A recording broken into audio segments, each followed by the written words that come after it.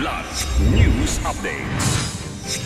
Sa ating mga balita, suspect sa pagpatay ng 22 anyos na babae arestado sa Cebu. 57 pamilya nawalan ng tirahan sa sunog sa Iloilo City. Mahigit 100 katao hired on the spot sa job fair ng Dole sa Pasay City. Ako po si Cesar Soriano, kasama ang buong puwersa ng Kidlat News Channel para ihatid ang mga nangunang balita sa buong kapuluan ngayon. Arestado sa bayan ng San Remillo, Cebu ang suspect sa pagpatay sa 22 anyos na babae na natagpo ang itinapon sa seaside ng South Road Properties, Cebu City.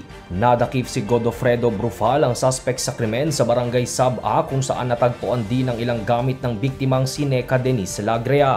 Bukod sa cellphone, power charger at sapatos ni Lagrea, nakumpiska rin mula sa suspect ang isang baril na may kasamang mga bala. Lumalabas sa investigasyon na madaling araw umalis ng kanilang bahay si Lagrea papunta sa kanyang trabaho, ngunit hindi na nakapasok ang biktima. Sa report ng pulisya, may nakitang sugat sa leeg ang biktima at posible umano na siya'y namatay sa pananakal. Hindi pa inilalahad ng pulisya ang motibo sa krimen at kaugnayan ng suspect sa biktima.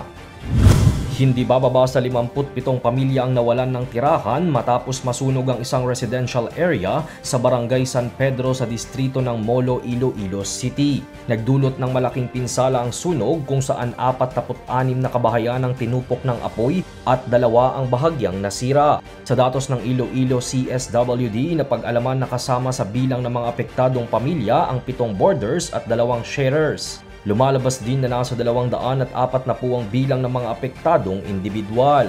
Kasalukuyang nasa Molo 1 Elementary School ang mga apektadong residente. Nagpapatuloy pa rin ang investigasyon ng mga otoridad upang matukoy ang sanhi ng sunog. Mahigit 100 katao ang hired on the spot sa isinagawang 2-day job fair ng Department of Labor and Employment o DOLE para sa mga apektadong manggagawa ng pagbaban ng Philippine Offshore Gaming Operators o POGO sa Pilipinas.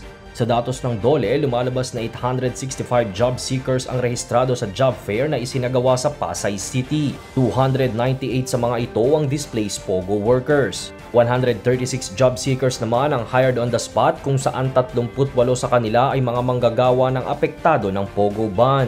Una nang sinaad ni Labor Secretary Bienvenido Laguesma na bukas din sa mga manggagawang hindi apektado ng POGO ban ang naturang job fairs. Para sa Kidlat News Updates, ito si Joy Reyes, nag-uulat.